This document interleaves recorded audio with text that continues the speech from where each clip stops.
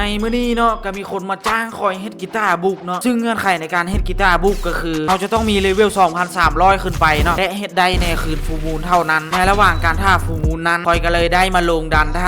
นฟาร์มเงินม่วงให้ฮอด 5,000 เนาะและมาฟาร์มกระดูกให้ฮอด 500หลังจากฮอดคืนฟูมูลแล้วเนาะเราก็สามารถมาเฮ็ดได้เลยบทสวดมนต์เพื่อเริ่มเนาะขั้นตอนที่1เนาะให้เฮามารวมมอนเลเวล 2,000 เนาะแล้วก็ฆ่าให้ตายพร้อมกันในบ่อเลือดเนาะคันเฮาเฮ็ดผ่านขั้นตอนใดขั้นตอนหนึ่งเนาะฟ้ามันก็สิผ่าและหน้าจอดำเนาะขั้นตอนที่2เนาะให้เฮากลับมาบ่อนที่เฮาสวดมนต์เนาะและนับหลุมศพในแต่ละฝั่งใดมีหลุมศพไหลก่อนก็กดป้ายฝั่งนั้นเนาะกดให้เป็นสีขาวแบบนี้เลยหลังจากเฮ็ดถึกแล้วเนาะมันก็สิผ่านขั้นตอนที่3เนาะให้เฮาเข้าไปในปราสาทขึ้นคันไดมาเฮาก็สิเห็นประตูที่มันคือกับลิฟต์จากนั้นเฮาก็ลงกับผีที่มันอยู่ในห้องขั้นตอนที่4เนาะให้เฮาออกมาจากห้องเลี้ยวขวาแล้วก็แนมไปทางลุ่มเนาะให้เฮาจื้อทิศทางของหูถวยเนาะหรือว่าแคปฮูบเอาก็ได้จากนั้นเฮาก็ลงมาชั้นใต้ดินของปราสาทเนาะและแก้ไขปริศนาตามทิศทางของหูถวยเนาะขั้นตอนสุดท้ายเนาะก็คือการกดปุ่มให้ตรงตาม4ท่อบ่อนใดมีท่อสีใดก็กดปุ่มสีนั้นเนาะบ่อนใดบ่มีก็บ่ต้องกดหลังจากเฮ็ดถึกเบิดแล้วเฮาก็สามารถมาคราฟกีตาร์ได้เลยซึ่งต้องใช้เงินม่วง 5,000 กระดูก500เอ็กโตพาซึม